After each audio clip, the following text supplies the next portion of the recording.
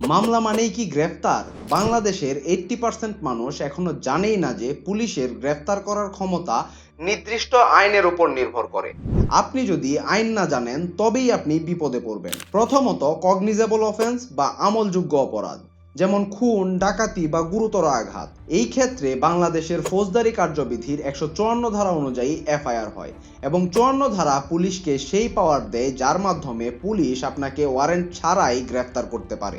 কিন্তু সব মামলায় এক নয়। নন কগনিজেবল অফেন্স বা আমল অযোগ্য অপরাধ, যেমন মানহানি বা ছোটখাটো ঝামেলা, ফৌজদারি কার্যবিধির 155 ধারা অনুযায়ী এই ধরনের ঝামেলার ক্ষেত্রে ম্যাজিস্ট্রেটের অনুমতি বা ওয়ারেন্ট ব্যতীত পুলিশ আপনাকে হাতও লাগাতে পারবে না। পুলিশ যখন বলে যে টাকা দাও না হলে গ্রেফতার করব, তখন বুঝে নিবেন যে তারা আপনার অজ্ঞতার সুযোগ নিচ্ছে। আইনের বাইরে কেউ যেতে পারবে না। আপনি যদি জানেন যে আপনার বিরুদ্ধে করা মামলাটি কোন ধরনের, তাহলে আপনিই বস। তাই স্মার্টফোন আইন জানুন, কারণ সঠিক আইন জানলেই আপনি বুঝতে পারবেন যে